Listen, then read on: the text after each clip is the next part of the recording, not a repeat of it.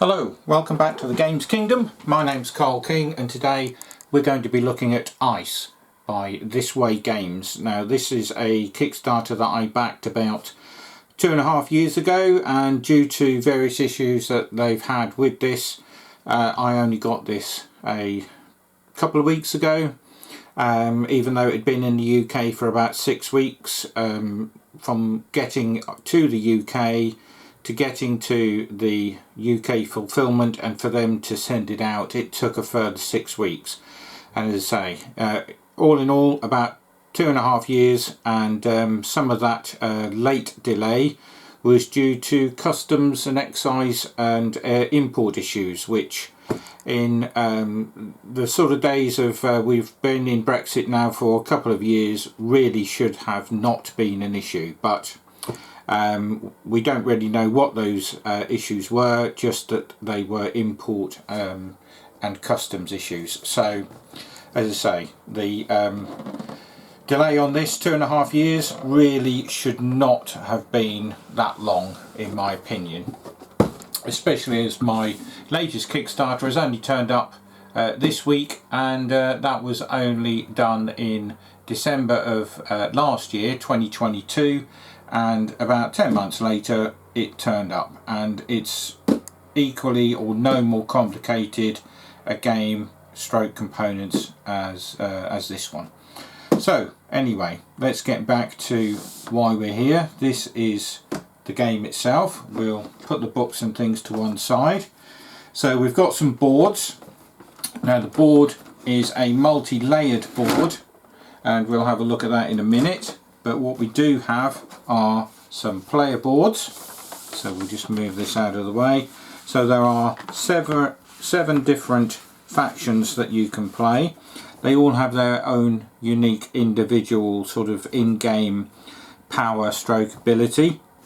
You can choose which one of these you want to play, and you will get that unique ability that you can play throughout the game. And you will also start with different levels of what they call renown points, which is basically the winning points at the end of the game.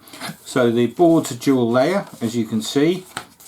So they've got this nice indentation here, and the tiles that come off the board, which again we'll show you in a minute, they fit onto these spaces here, and you can then use those tiles during your turn, because each different tile, depending on the symbol, will give you a different ability stroke power to use during your turn, and you can then flip them back over at the end of your go when you've used up all of your action points.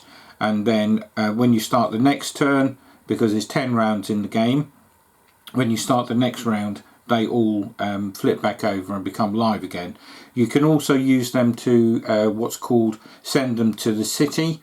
That gives you extra renown, so you can sort of cash them in, because they'll have either 1 or 2 dots on them, and those points will turn into renown points. So basically you can sort of cash them in for victory points.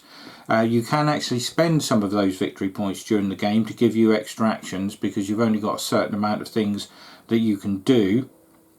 But also you spend 1 or 2 exploration points, and then it goes to the next player, and then it'll come back round to you until you've used up your exploration points. Every turn you start with 5. The maximum you can get to is 7, and there are a few ways of getting that. You can get them from tiles that you reveal in the game, and you can cash those in. You can also do a planning action. So basically you can at the end of your go, if you can't or don't want to do anything, you can take a planning token, and at the start of your turn you can then get an extra point. So you'll start at 5, you'll cash in your planning token, and you'll move up to 6.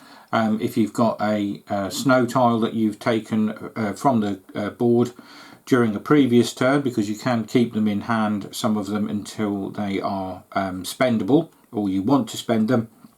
As I say, 1 or 2 of those will also give you an extra point, so you could end up with a maximum of 7, and you can keep going up throughout the round. So if you get another tile later in the round and you want to cash that in straight away, you can then up your experience points at that point as well. So as I say, there's 7 boards. There's 5 detailed in the main rule book, and then there's a further 2 in a sort of added on sort of double page supplement, which were sort of done through stretch goals and things. So what about components in the game? So you get a stack of what they call snow tiles. So we'll show you some of the sort of top level tiles. So we've got these. So you've got some with tunnels on, you've got a non-attack tile, you've got a tile where you've just got this symbol, and that means that you can't cross that. These are more difficult to dig into. And then you've also got, as I say, you've got a lot of these, and you've got some of these sort of tunnel tiles. They all go out at the start of the game on the top level of the board, and you place a archaeologist on each one of those. The archaeologists in the game are represented by little meeples. So we've got these guys here, and each one of these will start on one of these tiles like so. There's several of those that come out at the start of the game. Now the archaeologists are sort of neutral stroke, can be used by anybody. So basically your expedition leader will move around the tiles, and you can drag those archaeologists with you. And if you're on a tile such as this one, and you've got at least 3, so you have your sort of leaders on here as well, which we'll show you. So we'll get just one of those out. So here's one of the leaders, you can see there. So that tile then can be excavated, because every tile costs 3 to excavate, unless it's one of these, because it's more difficult. As you can see, it's got a lot of sort of rocks and things on, or if it's got an encampment on it, that increases the cost to 4, and those are used from your points that you have available on here, which again, we'll just pick one of these at random. Might not be the right colour, but you do this by spending these points. So if you just had your expedition leader on there, that would cost you 3. He knocks that down by 1, so that would cost you 2. You have to have at least your expedition leader on a tile to excavate it, unless you've got a tile that says you can do something and remove one from the board for free. Each archaeologist on the tile also decreases the cost by 1. So if you have an 2 archaeologists and a leader on a tile, you can excavate that tile for free, and then you literally turn that over and you put that into your hand, because it's a top level tile, and you can use that ability either straight away or sometime during your turn. And once you've spent it, it goes in a bag, and then sometimes you're allowed to draw back out of that bag to get a free tile for use later in that round or later in the game. What else can you do? So basically some of the other tiles are, as you dig down into the board, the other tiles give you these sorts of symbols, and they again will end up on your board. Depending on the symbol at the bottom, you will place them on the board like so. And as I said, each of these will give you a different ability that you can use during your turn, and once you've done that, you flip that over to show that you've used that tile. You can have more than one of each of these tiles on your board, so you could use these multiple times throughout the turn. There are also things called request cards, which you get dealt a couple at the start of the game, and you use these tiles to basically validate those requests. So you basically sort of spend those there, and you would validate your request card, and that would also give you extra points. But you only do that at the end of the game. That doesn't happen in game. So you can keep these on your board if you wish, but at the end of the game, any that are still on your board will give you minus victory points. So you do need to get rid of them. As I said, you can send them to the city, and as hopefully you can see on the bottom here, this one here has got the little 1 dot symbol there, so you could cash those in, send them to your city. They will sit off your board. They're then gone. You can't use them in the remainder of the game, but then you will score 2 renown points. So you'll get these nice metal tokens. So in the game there are 1s and 5s. You build these up, and obviously your stash of these, you will add these into your score at the end of the game, and the one with the most renown points is the winner. The end of the game is triggered hopefully before round 10 is completed, by getting to the bottom of the board and revealing what is called an edifice tile.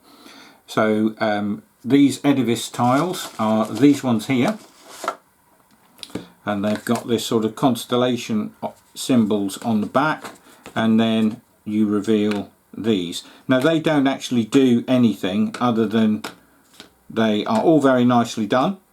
Excellent artwork, I must admit. The game is full of some really nice artwork.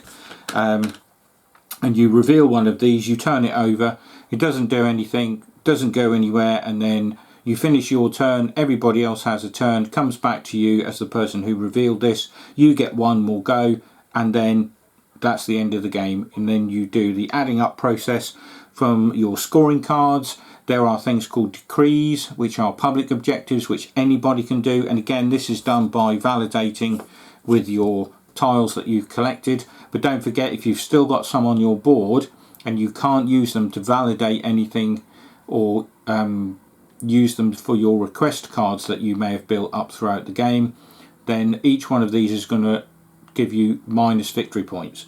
So you have to be careful what you're collecting, how much you're collecting, and whether or not you're spending that or going to spend that in time, so that you don't end up with stuff that you don't want. So these are the request cards. So as you can see, they've got the same symbols on here as you have on the bottom of these tiles. So to validate this request, if you had this one in your hand, you would need to spend one of these tiles and one of each of the tiles with this symbol, and then that would score you 7 victory points.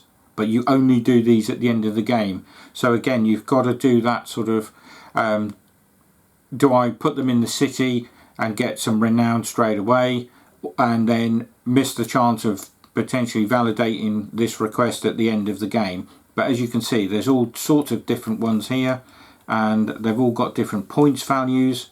So all these symbols are explained in the rule book, so don't worry if they don't really sort of mean too much. So you've got sort of 1, 2 and 3 parts of a symbol here, and if you've just got the one, then you get a point. If you've got both, you get 4. If you've got all 3, then you would score 8. So as I say, there's lots of these cards, and you can get more of these throughout the game, basically by spending at any point one of your expedition points, and then you will draw so many cards, you get to keep one, and then hopefully that gives you an extra one to validate at the end of the game. There's public decrees, and you can do, there are 3 out in every game, and you can validate those as many times as you possibly can if you've got the tiles available. So just because you've done it once, if you've still got more tiles, you could then validate the same one again and get a second set of points. So as I say, the components in the game are really nice. You've got some Smilodon creatures which come out, as well as on some of the tiles it tells you to put one on there. And basically, if you've got one of these Smilodons on a tile, that tile can't be excavated until your turn comes around again. So it basically will blank off any of your opponents from validating and excavating that tile. There's also a worm, which is also part of the game as well, but that's in, I think, the more sort of advanced stroke campaign mode. And then you've also got these little camps. So each player is allowed to put out a camp. There's one out on the start of the game, and then everybody can put out a camp if they so wish, and they basically go and sit on the board. And as I say, it makes the tile a little bit harder for people to excavate on. But the as I say, the archaeologists, these guys, they are neutral. So basically anybody, not just yourself, even if you are the one to sort of put some of these out on the board, everybody can use those. So they aren't specific to each player. The expedition leaders are, but these aren't. So you could be sort of trying to maneuver these into place for your next go, and by the time it comes around to you, another expedition leader may have used these to excavate another tile somewhere close by, and he could have just messed up your plan. So these aren't sort of loyal to anybody. They are usable by all players. And then when you take away the tile, you've got the tile revealed underneath, and then you basically have a sort of placement rule where if there were 3 tiles underneath and you had 2 guys and an expedition leader, you would have to space those guys out on those 3 tiles. You might end up having 5, and then you could go round and do that, but you have to do that in a uniform way. You can't put them all on one tile, although there are tiles that are revealed in the game that do give you the chance to ignore the placement rule. But 9 times out of 10 your placement rule is going to be you need to place them as such. You go round and you keep going round until you run out, and you might end up with 2, 2 and a 1, or just 1 on each, depending on how many you're going to have on there. As I say, you can uncover a tile if it's fully able to by using this, and you just have to spend an extra point and you can take that away, because everything costs, as I say, a basic cost of 3 unless it's one of these. Even if that was on there, that would normally be 3, 4 for the difficulty for this, and 5 for the camp, but no tile can ever cost more than 4. So if somebody had a camp on one of these tiles, it would still only cost a maximum of 4 points to be able to excavate that tile. And as I say, once you've done that, you turn it over, and there you go. That is just randomly drawn out. You place a Smilodon pawn on a tile that becomes inaccessible until your next turn. So you would literally choose a tile, you'd put that on, and then nobody could excavate that until it comes round to you again. That would come back off and go back into the supply. So I played this a couple of times solo. It is quite difficult with what they've said the solo sort of win conditions are, I thought, to actually complete all of the objectives, but I'm sure it can be done. I think other people have tried it, so I've been using the couple of games that I've played solo more to just see how the mechanics of the game work, rather than trying to sort of achieve all 3 of the objectives. So basically the solo mode is you've got to send 19 of these tiles to the city. You've got to validate at least 7 request cards, and you only start with 2, and then that means you have to sort of purchase at least another 5. So you have to use these not only to validate those cards, you then have to use them to send others to the city. So you've got to dig and get a lot of these tiles out to actually win the solo game. And also you have to fully uncover one of these tiles. So you've got to do a lot of digging. It's not always as easy as it seems. It's going to be a lot easier when you're playing with sort of multiple players, because everybody's going to be digging into the ice, and there's going to be a lot of overlapping of players using archaeologists, taking them away and then placing them again. There are even tiles here that says you can move your archaeologist from the tile it's on to another tile. You can swap places with archaeologists and your leader, so you could put them in a more advantageous place. But it's when to sort of play these tiles to get the best out of them. That's going to be the sort of trick, I suppose, in the game. You also get a nice score pad. You get some nice player aids. So it's a sort of 1 to 5 player game. So you get these nice player aids like this, and you also get some little cards which help you sort of keep track of what you can do in your turn. So let's have a look at the board, because the board is also very unique in so much that it comes in 4 pieces and it's magnetized, so it only goes together in a particular way. Luckily, I think the 2 pieces of the board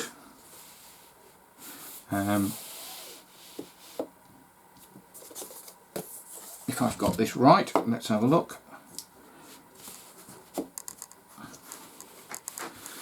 So you get the board like this, and then you start to fill up the tiles like so, and you build up this layer and you keep building up the different coloured layers, so you can see that there's 1, 2, 3, 4, and obviously the top layer is this sort of set of snow tiles, and you sort of just randomly place these guys around the board like so.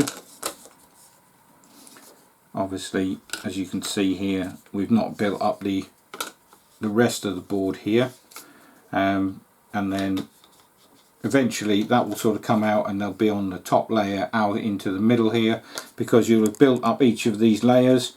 You get just enough of these tiles to be able to do this, so there's no sort of spares, so they're all used in every game. And then there's also some snowflake tiles which are extras, which you can get by doing certain actions and or taking certain tiles off the board and revealing them. It gives you these extra snowflake tiles. They don't actually go out on the board, but as you can see, the board is going to look really very nice. I've probably not quite put that together quite right because it doesn't overlap properly, but you get the sort of general gist of what it's going to look like. And then the board will build up, and as I say, and this top layer will all be these white tiles like so, and it will just sort of, as you dig down, you'll be revealing these into the center of the table. So eventually you'll get some down here which are this color, not this, but then as you can see, this is the sort of overlap that you will end up with. So you will reveal this tile, but the game only ends when your first edifice tile is completely revealed in the solo game. And as I say, it was quite a difficult sort of solo mode to play, but as I say, I wasn't really sort of trying to win, more sort of just get the feel of how the mechanics worked. So that's the board. We've got a nice little expedition rulebook, so it gives you all of these different tiles, as you can see here. So you get quite a lot of these, so you've got 153 of the tiles to put out onto the board. So you've got 58 of the top layer, then 37, then 27, and then you've got 19, and then the bottom layer edifice tiles, there are 12. So as I say, you've got all of these items. You've got your camps, you've got your expedition leader. Now this is the deluxe version, so you've got some nicer sort of components in this, more than the basic sort of retail one. But all of the games, whether it's retail or deluxe, these boards are magnetized as well, so they don't sort of shift around, because obviously if you've got that tile layer, the last thing you want is the board coming apart. But it is nicely done, it's nicely magnetized. And then you've got comprehensive couple of pages here of how to set up the board and how to set up for each player. And then it obviously tells you here that this is your board, and then your city area is basically off board. So you will take these off here, put them into the city, you will score your victory points, take those tokens, but then those tiles are sort of like dead for the rest of the game. So then you've got your preparation phase, you've got your exploration phase, and then you go into all of your actions. So you can build camps, you can call archaeologists to your camp, you can plan. So this again, this is where you will spend a point. So you could have 1 point left at the end and think, I don't want to move, I'll plan for the next turn. So you will use that last expiration point this turn to buy a token that will then give you 6 instead of 5 at the start of the next turn. You can do an overwork action. You can move, so each move costs you 1 expiration point, but as you go you can pick up to 3 of the archaeologists to move with you. There are tiles that will give you extras onto where you're going, or you'll be able to drag people in, but most of the time you're just going to be taking a maximum of 3 with you. So as each tile normally costs 3 and a maximum of 4, if you do pick up at least 3 archaeologists and you get to a tile that is diggable, you can excavate on that tile and it won't cost you any additional points to do so. It gives you all the examples of moving anyway in the book, and the book is very well laid out, I must say. So again, there's more actions here, so there are quite a lot of things that you can choose to do in your turn, as well as obviously spending these things by flipping them over on the board. If you do get some of these sort of lower tiles, you don't get these on the top layer, the white layer of ice tiles, but these come in from the second layer down to the edifice. So as I say, there are quite a lot of actions that you can do. It tells you about the artifact tiles and how you can use them, how you get them. It tells you about the renown points and cards, so how you validate those cards and spend your tiles to sort of validate the decrees and things, but again that only happens at the end. Then you've got your end game and your scoring. Then you've got your variants here, so it tells you about a 2-player mode, a cooperative mode, so you can play this as a team, but then your sort of goals change on you must completely get to the bottom of the board, whereas in the main game you might not get to that bottom by the end of round 10, and if you don't get there by round 10 then you just do the scoring. Then it gives you this solo mode, which I said looks a bit tricky at the minute, so we'll have a proper bash at that at some point. Then this tells you about the 5 main guild boards, and then as I said, here's that extra sheet which tells you about the 2 new ones. So basically this was done after all of this was sorted. I think really what they should have potentially have done was incorporated these 2 into the book as well. Having this is okay, but you know it could get sort of damaged and things. And then on the back it's got again a list of components.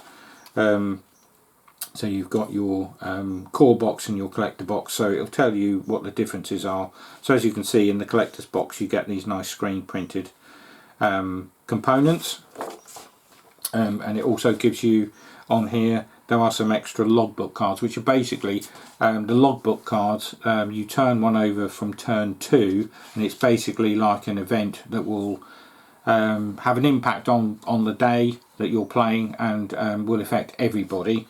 Sometimes good, sometimes bad, not you know wholly sort of destroying anybody's game really, and sometimes you know giving you an extra little bonus.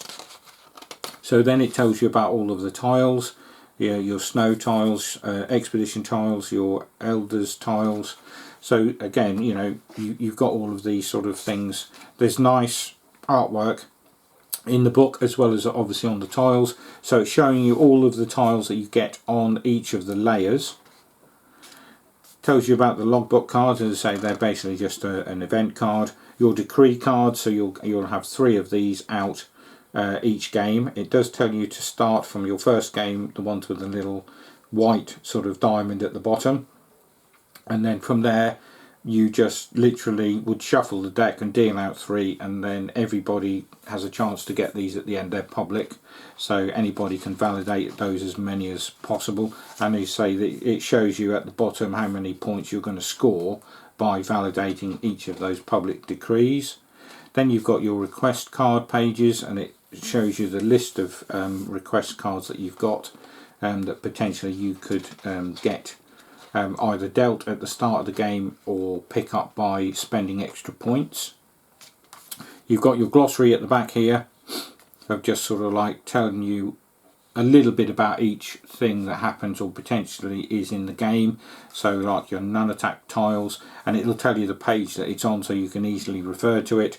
And then you've got a few FAQs. So they did have some, obviously some questions during the Kickstarter about some of the rules. So if they were able to put this in, that sort of happened during the Kickstarter and also afterwards, I think, then they could have really put these extra pages in the book as well. I think that would have just been a lot neater and a lot better rather than having this separate page.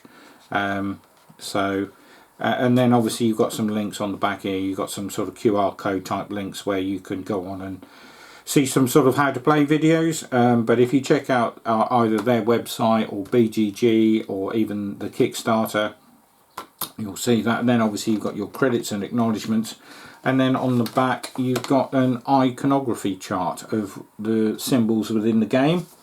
And then you also get a little edifices booklet, because depending on if you want to play this, I think this is a bit like a campaign. I've not really sort of looked too much into this, to be honest. It says that depending on which of the tiles you discover, you can use that to play a different variant of the game if you so wish, if you're playing like a campaign sort of mode, and then you'll play through this extra book. So it's just something a little bit extra. So again, this is a nice little touch to give you a bit of sort of variant on playing the game. And I'm hoping to get this to the table with some gaming friends quite soon. As I say, the components are really, really nice. There are a few sort of things that, you know, again, sort of let them down, I think. All of these items were supposed to be printed double-sided. So your camp was supposed to be at each end, the Smilodon both sides, your expedition leaders both sides, the worm, and also all of the archaeologists were supposed to be double-sided, but as you can see they've all been printed just the one side. Now this was due to some funding issues, and they did have to do a second crowdfunding campaign through GameFound. Well, the first one was on Kickstarter, the second one went to GameFound, where they sold off some additional bits that are going to come next year for this game that you could buy. So extra cards, extra tiles, extra bits and pieces, which I think were potentially going to be for their second edition of this, which I think might be coming out to crowdfunding next year. But as I say, it was a bit disappointing that, you know, these things are only done one-sided when, you know, all the way through it was promised that they would be two-sided. And also obviously bearing in mind all of the delays, because as I say, this I sort of paid for on Kickstarter in 2021, and I got delivery mid-2021, that is, I think it was May, and I got delivery September of 2023. So as I say, just shy of 2.5 years. Yeah, the board's a little bit different. Obviously it's magnetised, it's got layers, but everything else in the game is nothing too sort of difficult. You know, they're wooden meeples and wooden components. They're, you know, tiles that a lot of other games have done. The artwork is nice. You know, you've got your cards, you've got your metal coins, stroke tokens. You know, a lot of other games have done these and have not taken that length of time. Now, at least they have delivered. There are games out there where, you know, people have had their money taken and they've not received anything. For a game of this complexity of board and everything else, absolutely fantastic. You know, the insert is well done, it fits everything. It looks like there's a little bit of space in case there are things that they're going to throw in as maybe some additional sort of expansions. But if you get too many more tiles, I don't think there's anywhere in the box potentially to put them, so it might need a new insert or just sort of cramming them in somewhere. But other than that, you know, very well thought out. This sort of plastic thing to store the board on, and these little sort of pieces that will keep them nicely sort of protected. Again, a nice touch, but all in all, fantastic game. I've enjoyed the 2 solo plays that I've played, just to sort of get a feel of the sort of mechanics and how to use the tiles, and how to do the excavating, how to use your points, how to sort the cards and validate them and pay for them. Maybe sort of keep some of those iconography tiles back for the end of the game to score those points.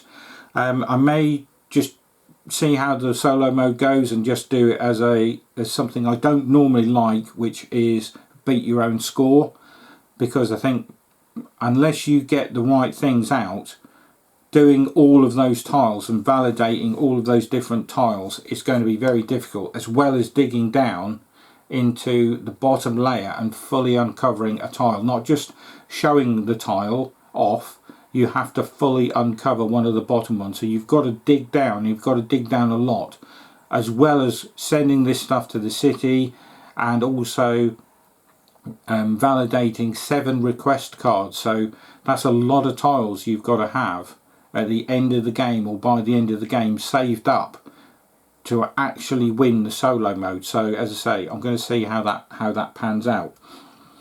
For the game itself and the components, I'm going to give it the Games Kingdom Royal Seal of Approval.